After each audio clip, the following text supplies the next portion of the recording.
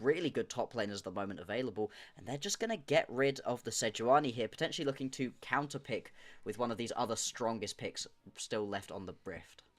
So targeting Shun here early on. That Vi has gone through the draft, and with that Nefiri off the tip of the board, definitely one of the most powerful picks here, but it actually seems like we're leaving a lot of stuff open Yeah. here. Rumble Gwen, Yeah. going to be the instant 1-2. Now, it does mean you have a very AP-focused topside, and does confirm Monki will be the one playing this champion, but it also is a denial away from JDG. Yeah, and I mean, those are two of the strongest pickups, so to get both of them in the same game is going to be a little bit insane right here. The amounts of damage that you can lay down between this combo is nuts. Like you said, it does leave you a little bit squishy. It leaves you very AP focused in the top side, so you're going to need to short up that bottom lane and that overall damage profile pretty dang quickly. We are going to get the Ahri picked up right here at the moment. JDG got themselves a little bit of a pick-based composition, very single target at the moment. See if they're going to continue on with that one. If they do, maybe something a little bit like the Karis are going to be a potential ADC that they're going to be looking towards. This would certainly make things a little bit more AoE.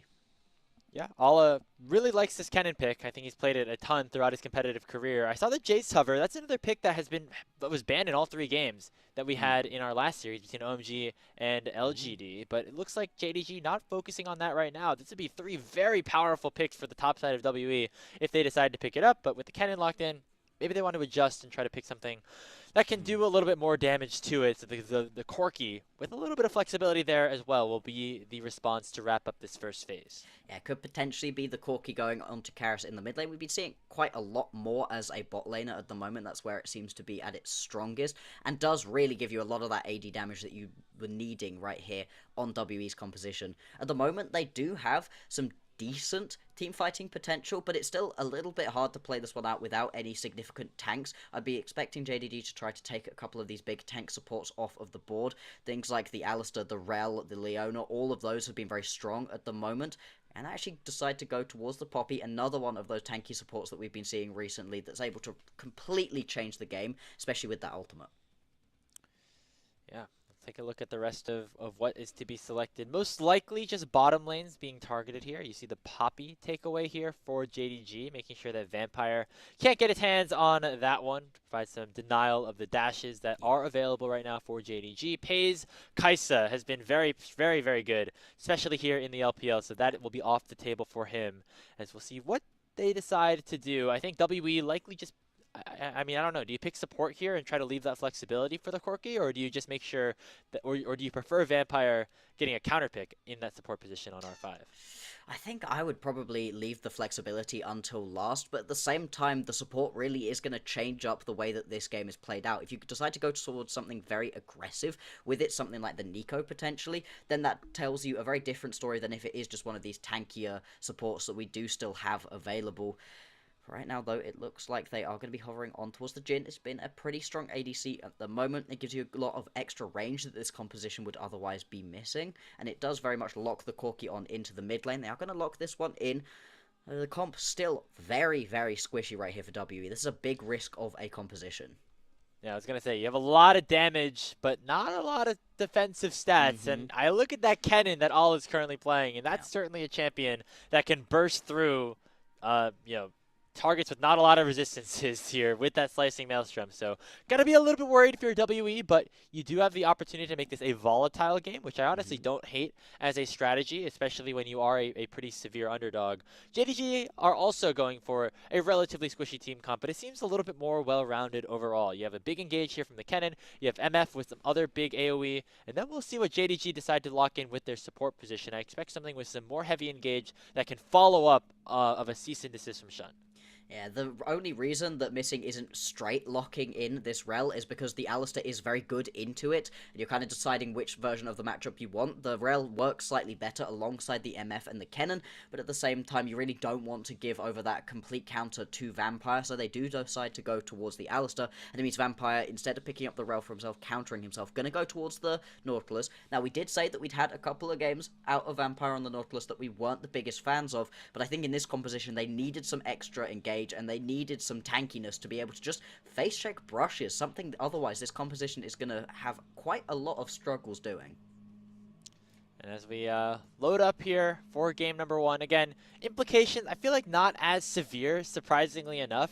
compared to the group Nirvana for our Ascension group. Obviously, you want to end up in that top 4 because that locks you a spot into the Split 2 playoffs, but you know, still just, I think, in general, the opportunity to get reps against some of the top teams that you have in the league and some of the top teams in general in the world, especially if you are WE. So going with, I think, a more skill-expressive comp this time around, a lot more damage-oriented. I would expect to see Monki still play a role, although the ganks aren't necessarily going to be as easy to lock down, given that Gwen is a champion without a lot of hard CC. And the lanes are not particularly giving you easy gank setup either, right? Rumble has a little bit of a slow. Corki, same sort of thing. You know, there's not hard CC in either of those lanes. So if you're really going to be looking towards ganks, it's going to have to be towards the bottom side. If not, maybe just using the skirmishing power of the Gwen to try to make it uncomfortable right here for Jun. See if you can get him off kilter in his jungle, potentially. And then just in the straight-up skirmishes we're going to have around these objectives. That's where Monki's really going to be looking. But we will be following him very closely. If WE are to win this game, if they're to pick up a game right here versus JDG, it's going to have to come from this guy. He has been the beating heart of this WE team. So let's see what he can do in this one. Well, he's got himself one of the strongest champions that are currently in League of Legends, so that'll hopefully help him for the fans of World Elite as we are loading onto the Rift. Game number 1 in our Ascension group. We've got the Gyos going for JDG as they take on WE. Let's see it right here. As we said, this one is going to have big implications really for JDG. WD, we're not expecting quite as much from them right here. They were one of the weaker looking teams that we had during the group stage. Right now, though, already going to be getting aggressive here onto Missing. He's not going to die, but he is going to take a good chunk of health. Likely going to have to go for a quick reset. Let's see if we are actually going to get some funky lanes. I'm not expecting it. I think we're just going to go back to standard lanes. That's certainly what the game wants to have happen with all of the anti-swapping that has been implemented. But just seeing if potentially WE could have found something early on. Instead, like we expected, just back to the standards. So where are the junglers going to be starting right here? Jun seems like he wants to be starting down towards the bottom side of the map. Opposite right here for Monki. He does want to be roaming down towards that bottom lane where he does have the setup for ganks if he wants it. Yeah, if you're out of there before 1 minute 30, then you're all good. Then you can kind of go for whatever play you want. And so, I like to see WE playing with a little bit more, you know, knowledge that they've got to do something a little unorthodox to win this series. And so, it seems like they are aware of that. They went for that early level 1 invade or early level 1 play on the top side, try to stack things up.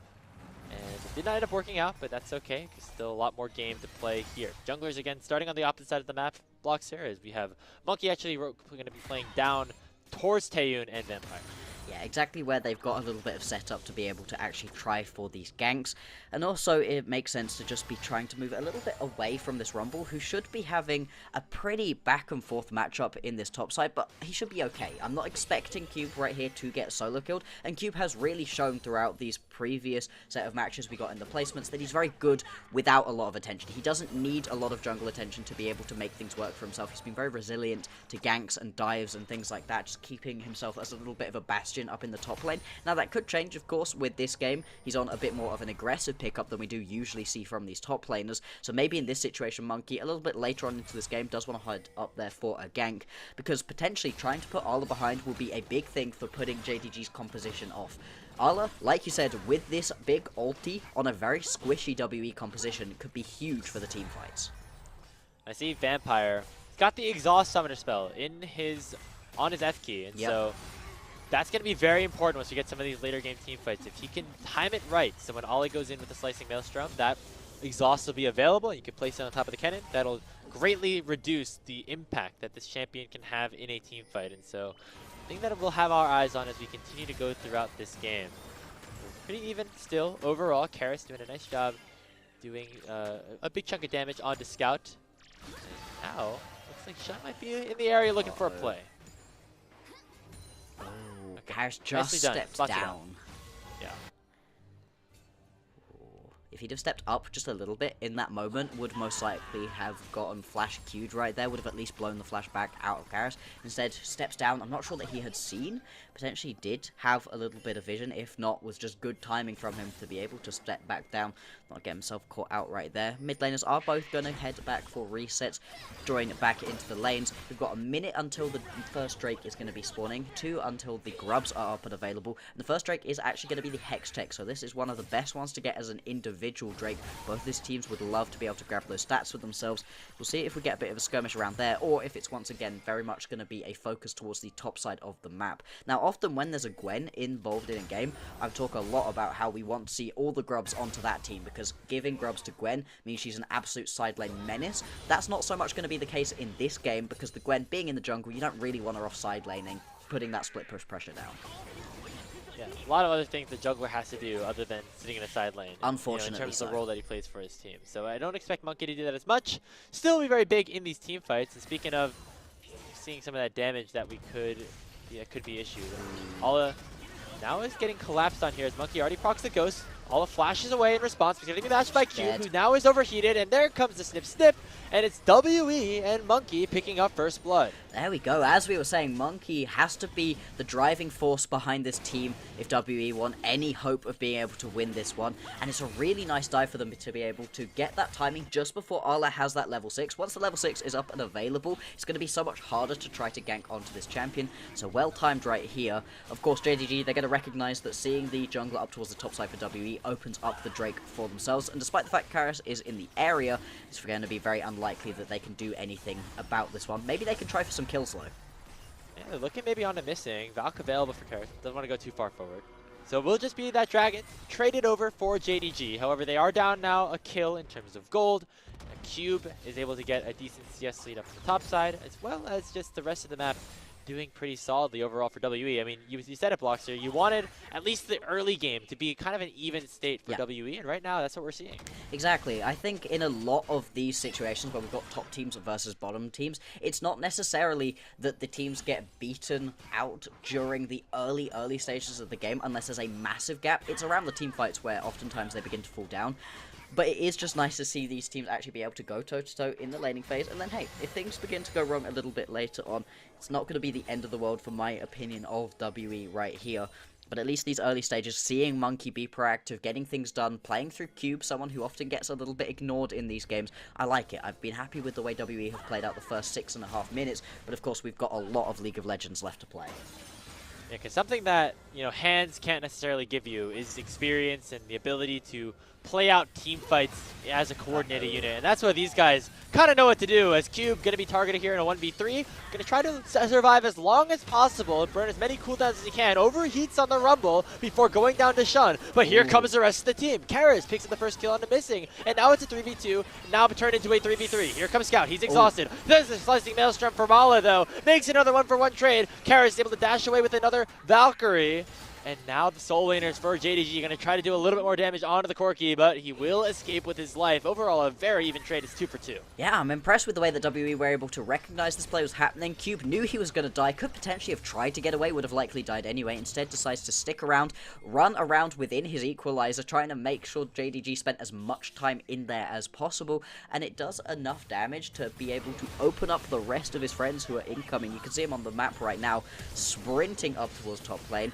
Missing, walks straight through the equalizer. Alla spends a bit of time in it as well. And sure, you end up going down, but it's a good hook from Vampire to be able to set this one up. But also the roam still coming through right here from Scout means that this one turns into a little bit of a mess. Still, enough damage. Karis actually gets to stand and just fully use that Gatling gun and gets a ton of damage off in that one. 1-for-1, more than happy with that for WE. They are losing themselves a little bit in terms of some of the lanes for just CS. But still, Monki going to be able to pick up some of the grubs right here too. This has been a good early game. So far, so good for WE. And again, this is all that we were hoping for. Be competitive. Learn some stuff here in this early stages over these next couple of weeks before, of course, you likely, as a team that's not expected to finish top 4 in this Group Ascend, have to play in that do or die best of 5 to get yourself into the playoffs. That is the goal right now here for WE. And so far, it looks like they have been taking it in stride. This is their first game in Group Ascend. They're the only team to have yet to play a game. And so far against JDG, they are looking very good, and it's around the win conditions that we were expecting, most notably Monki on this Gwen, leading the charge in terms of the plays being made across the map. and giving a lot of these kills right here over to Karis. Was able to pick up both of the kills in that top lane. Now has 700 gold and advantage up against Scout, and just is in a pretty good position, and we've seen what Corkis can do. Of course, pretty short-ranged as a champion, and there's a lot of threat, there's a lot of backline threat for JDG, so it's going to be tricky to see where Karis can actually find these moments to go in and deal the damage that he needs to in order to get his team to success, but he's been put in a good position at the moment to at least try to carry this game out. A lot more League to play, though. I mean, Karis still not at his full Infinity Edge yet. We got the Grubs not spawning for another 3 minutes for that second iteration. That's Dragon in about a minute's time as well. So now still time to farm up here for JDG. They still feel very good about where the game is at this point. I think their late game generally is very good with a Kennen and an MF. And a lot of good tools to kind of set up for those players, whether it's the point and click here of an of a Vi, or even missing landing a multi-man knockout. Exactly. It's going to be tricky for them to be able to find those moments, but at the same time, JDG, they've been great on these engages, and it's very much, I think, going to be on WE to avoid that initial bit of engage. For JDG, though, it's all about the pick potential that they've also got. Sure, the straight-up 5v5 teamfight is going to be great with Arla and Missing and Peyz, like you said, but between Jun and Scout, I think these two champions getting a pick early on and turning that into a 4v5 is going to be the easiest way to success for JDG. Why take a 5v5 where potentially W could fight back when you really don't need to? Oh, Peyz. Okay, he's fine, he's fine. Here. Vampire was in the area, I was a little bit worried. I got a little dicey there for a second, but Peyz hasn't yet contributed to a kill, but is still able to farm up nicely, working, I think, towards that first set of Bloodthirst here. It's Dragon is started up by Monki and WE. Mid prio, though, generated by JDG, but they're going to walk straight into Vampire, who actually Hex Flashes out of nowhere, and now lands that hook. Here comes the bullet time, but the Gwen Shroud actually keeping Monki alive for so much time. Here comes the Needlework 2-man pulp, though, and now JDG able to win that fight easily. It's a 2-0.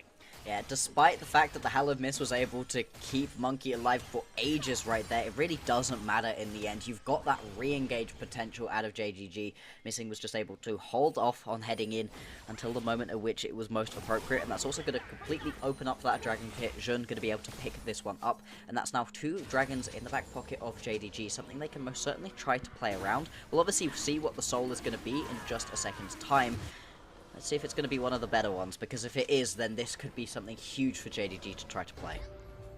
Got Ocean. Ocean. What do you think? Okay. Not the best, not the best. It's alright. In this situation, with not a lot of tanks on your composition, it's not ideal. You know, you would have preferred a little bit more damage for your composition. At the same time, though, Ocean, not going to be the end of the world. It's not one of the worst ones, certainly. And yeah, Monki, he survives for ages, but that double knock-up right there from Missing was more than enough. And the Gwen at that point, no items completed, just doesn't deal enough damage on the re-engage, even with all of the needlework landing onto pretty much every single member. So far, Missing playing up to standard. You know, we were talking about him being sometimes a hit-or-miss player here for JDG, as you know, a decent chunk of them have been throughout the entirety of 2025. But right now, finding the plays that they need and ending up with his team having about a 600 gold lead. The second spawn of the Grubs has arrived. We'll see which team wants to take priority around that one first. Yeah, those 6 Grubs going to be very important. These compositions have got a little bit of a lack of straight-up split push potential, but with 6 Grubs that could open that one up. If you really want to go towards it, you can see JDG, they're all in the area, potentially hunting around this one, and they are going to have the fast track over towards this Grub pit. It's going to be on WE to decide if they think it's worthwhile trying to go in and get themselves a couple of these, or if ending up 3 for 3 in terms of the Grubs is not the end of the world for them. It's not a terrible position for them to fight. I mean, right now, they're only down a few hundred gold. They could potentially find out Scout here. Nicely used Hallowed Mist to make sure that Monki doesn't get hit up by the Charm. First Grub will get secured by Shun, and I think that's all that WE really wanted, to at least force members of JDG around the pit instead of them trying to allocate their resources in a split fashion. Third Grub still is available, and Monki could potentially try to steal this one away. He has the smite, could dash in, and instead it's Vampire actually looking for the hook initially onto Missing. Not too much damage dealt. Instead, now the target is going to be Shun. But look at the bullet time. It's going to be Monki picking up at least that first Grub. But here comes a teleport from the other side. Always finally arrived in the fight. Uses the slicing maelstrom. Pops Missing. Equalizer comes out, though. And now JDG are a bit split in this team fight. The rest of WB, they're going to have to try to escort out safely. Here's a nice charm from Scout as the world champion will take down Monki. Shun will follow, but Taeyoon will shut him down with a forced shot. Q flashes over the wall. Who will potentially try to follow the rumble? as the curtain call is going to get canceled by a Charm. Scout still hunting for more, but at least just forces Taeyoon to cancel the ultimate. Cube is still on the run right now, should just about be able to get himself back underneath the tower, but it is going to be a complete mess of a team fight. Massive advantage right here for JDG. They're able to pick themselves up. A couple of the grubs do not manage to pick up all three, so they're not going to be able to move further towards defeats with that one, but still, all of the kills you get on the backside of that team fight is massive. And once again, we got to see a huge ulti right there out of Peyz, and Scout was just working his way through that team fight incredibly effectively. Look at this. Vampire starting the engage off. Honestly, surprised that WE actually came out better than they or worse than they did. Yeah, it looked like it could have been an okay fight right here, especially at the point at which Jun gets a little bit collapsed upon between Taeyoon, but the TP coming in from Ala completely splits the fight and gives Jun the re-engage potential, and at that point then, you're just stuck in the wrong place right here as WE. They're not able to get themselves back towards their towers. Taeyoon's never able to ult in a good spot in this team fight. He does right at the end, but by that point, he's not really going to be able to land it onto anyone, and Cube has to go running, so it's just a split fight, and I think Vampire, as much as the engage could have been good, going in onto missing, not necessarily the right decision. Yeah, I mean, using a major cooldown onto the Alistar, who wants to get closer to your entire team anyway. Exactly. As speaking of getting closer, that's going to be Monki getting very, very close to Scout, maybe a little bit closer than they would have liked with that nicely max range charm. Another kill for JDG, as Bloxer, they're starting to potentially extend this gold lead a little bit further than W would like. And this is what we were saying, right? In the individual laning phase, it was actually looking pretty good right here out of WE, but this is where a lot of these worst teams begin to falter right here. It's the point at which you go from the skirmishes into the straight-up team fights, all of the lane matchups break down, and you're all over the place, and these worst teams, their macro just isn't up to scratch. JDG, they're just rotating across the map a little bit better, a little bit faster. We saw it in the top lane play, we're seeing it now, again, around this bottom side of the map, and Scout takes a big chunk out of this bottom lane tower. Is not able to quite pick it up, so neither team has been able to grab the first brick so far, but it's still a pretty big advantage at the moment for JDG. Yeah, and that's kind of how we're expecting things to go. Obviously, Peyz has had some pretty big moments. Scout been playing very well in this game specifically. I know, obviously, I feel like with Scout being on JDG, he's in my opinion, it seems like he's been almost overlooked in terms of the LPL mid laners that are currently playing this season, which is kind of a crazy thing to say considering the pedigree that this guy has. But you think of, like, you know, Knight playing really well, even Rookie and Doinby. Like, this guy should belong in that conversation, but I feel like in general, some of us kind of just forget that JDG even exists sometimes. Yeah, I mean, in terms of when we have conversations of the top 4 teams, it does feel like they're getting left out of the conversation quite a lot at the moment, which is surprising for a team with this many amazing players, this much history behind it. But honestly, when we're talking about top tier teams, it feels like in terms of the conversation, you talk about AL. Oh, hang on. He's alright. Yeah, as we were discussing that. He goes back. Monki! What? He tries to come back in Monki. and steal that dragon. He knew it was a one-way trip, and it was just a 50-50, but Sean able to lock it down and pick up soul point for JDG. I was expecting him to just leave. That's why I kept talking. I was like, it's fine. He's just going to walk away. Yeah. Concede the Drake. Nope. Straight back in. Fair enough, buddy.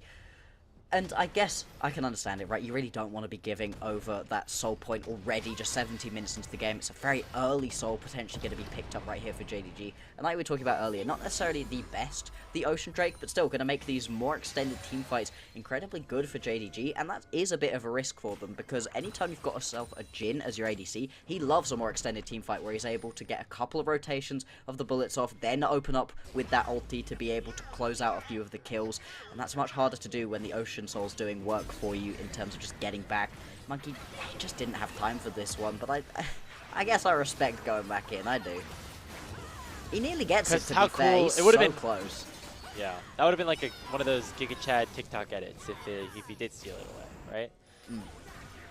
And if you do steal it, you buy more time for your team. You give yourself a little bit more time for the scaling to come through. It's not the end of the world.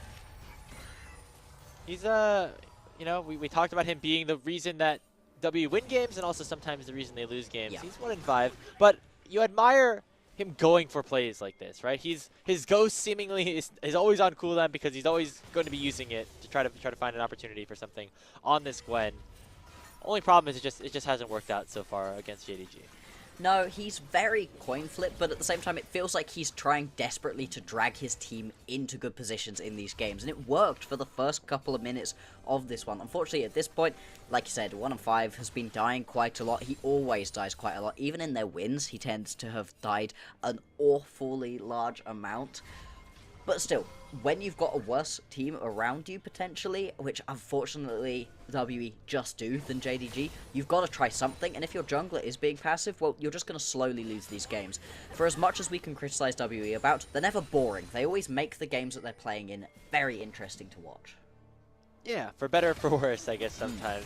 And right now, not looking too good for them, although they did have some of their moments at the first 10 minutes of this game. We do want to give them some of their flowers for that, as it is their first game in the Ascension stage. Of many. First of many with the way that this schedule works out. 18 games, yeah. Crazy. It's a lot of them to come after this. And so, for JDG, they got to make sure that they take it slow, go with the flow, and do everything methodically and not too radically at this point, knowing that they're in a very good position here in this game. Ooh, hook goes through. Started up here, missing actually procs the ultimate a little bit late, so he takes a big chunk of damage early on. You saw the picture-in-picture. Cube does not have the equalizer, and so it would be a bit of a tough fight for JDG to go for 4W to go for, but Monki is able to secure that red buff, which is a small win here for his team. It's at least something. WE, they can't just sit back. They have to keep trying in this game. Because potentially we're going to get a 1v1 here. Wow, yeah. I was surprised Ollie went in after missing the shuriken, but I think he's just going to win out of it anyway. No! Karis does. One last shuriken would have been able to do the deed, but Karis, the Corky, gets his kill number 3 in this game. That's actually a pretty big time for this to happen because Atakan is up and available right here in the top lane. You see, Cube heads back to base. It's going to teleport his... Sorry. Karis heads back to base. It's going to teleport back towards the top side of the map. For it. Yeah, W, why not, right? You've got yourself a little bit of time. The only risk is that Ala does have the TP. We'll be able to re-engage. This isn't going to be an easy pickup. It's not going down that far. Still, why not? Teleport comes in. He's going to be Scout. Making it a 4v5 at the map. The health bar is not necessarily looking great here for WE. Going to be Vampire once again starting off the engage. Knocks down Missing. Remember, he doesn't have his ultimate from earlier. Should be burned down, but will get away from that final proc of the equalizer. There comes Peyz. Bullet time. It'll at least lock down Vampire for now. And it's stolen! Steals away the Otacon. And it's now disaster unfolding for World Elite with their world falling before their eyes. Scout dashing forward, looking to finish off the final kill here for JDG. It is 4, soon to be 5. A clean ace for the squad. Oh, woof. That one hurts right there to lose out on 4v5. You nearly get that initial kill right there onto Missing, but once again, we see WE use a lot of their big damage tools in an attempt to kill the support, and they don't even quite manage to finish that kill. We'll see here. The last needlework out of Monki goes wide, and Missing's able to walk away from that one. And it's just so unfortunate. I can understand the idea of going for Atakan. I can understand trying to kill Missing. Last needlework, yeah, just goes wide. Nope. And without that initial kill, it's still not the end of the world. It's actually this bullet time that does so much extra damage. And more than that, it's Atakan. Atakan is dealing so much damage right here to WE that they're in no fit position to be able to fight the second half of this one.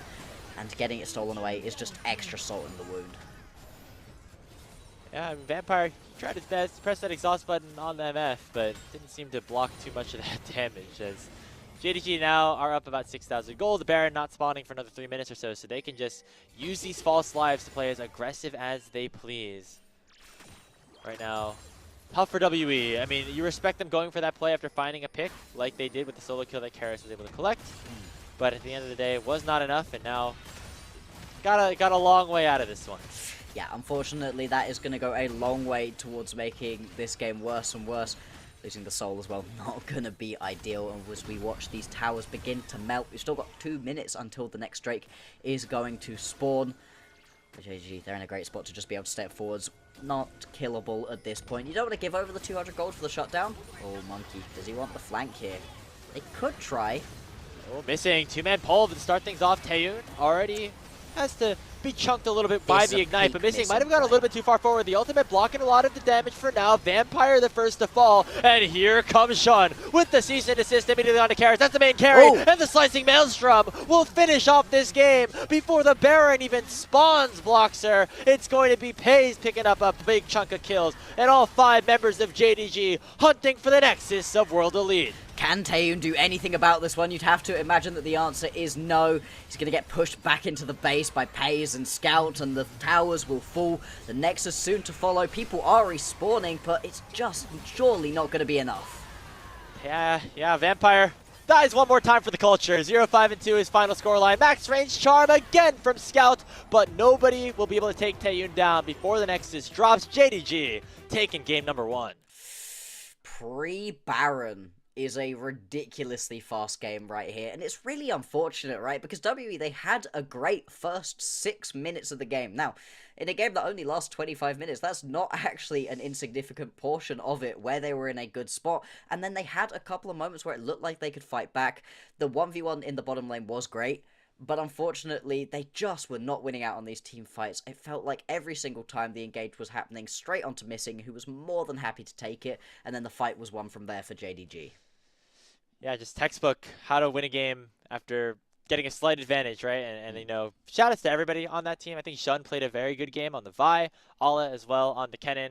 I mean, just all around, great game for JDG. This is what we want to see from them, taking care of business, you know, in this series. They are now on a 3-game win streak here in Group Ascend as well, as they had the 2-0 over NIP, and they are looking very strong. And this is one of the stronger parts of JDG that we've seen. We have not seen when they've looked at their weaker just yet, which is a good sign here for today. Exactly. What we're expecting out of JDG is for them to be able to just clean house right here with WE. They were able to dismantle NIP, use WE as a speed bump, and then just carry on onto the better teams that they've got to face later on right here in this Group Ascend. It's unfortunate. I'd love to see WE pick themselves up a win. I'd love to see 3 games out of this series. It feels like it's a little bit far-fetched to hope for, but at the same time, you know, it's not completely out of the realms of possibility. There were good moments for WE, and there are a couple of questions, right, that I do come away from this for some of the members of JDG. Why did Scout go for that 1v1? I'm not sure why he... Sorry, it wasn't Scout that went for that 1v1. It was Ala who went for that 1v1. Ala, yeah. I didn't think he was going to win that one to start with, and he didn't in the end, and it nearly cost them the Atakan, and maybe if the Atakan goes over to WE, that's a way for them to actually get back into that one. It's so many like hypotheticals. Yeah. You need so many more other things to happen as well on top of it, but I do like the way that WE approached this game, right? They know that they're not the favorites, and they're not going to be for a lot of it, so just making sure that they are able to, you know, continue to find good matchups and find small wins for themselves throughout this, have individual solid performances. I think Monki, the way that we saw his playmaking work out was very good, right? So if you are WE, finding some of those moments, we did see some of it in that game number 1, but yeah, you're never going to win a full standard League of Legends game with the caliber of players that are on the other side. So that's kind of what we have to look at here for this team. Yeah, unfortunately, it feels bad, you know, to be saying, there's very little hope right here, but JDG, they just look like one of the better squads. I mean, looking at JDG, it's really what they're going to be able to do going forwards, right? Because here, they've got themselves a nice, easy start to their schedule. NIP into WE, wonderful. Nice warm-up.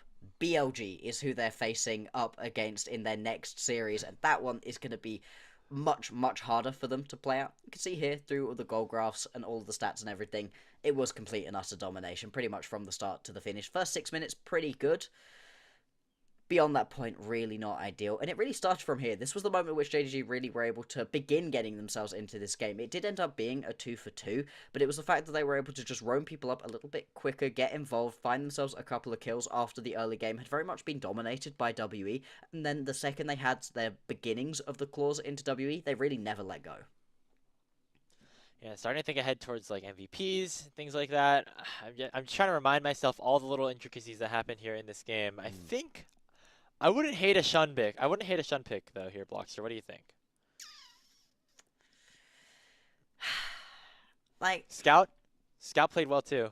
Yeah, yeah. It feels like the sort of game where nobody was like fully the pop-off player.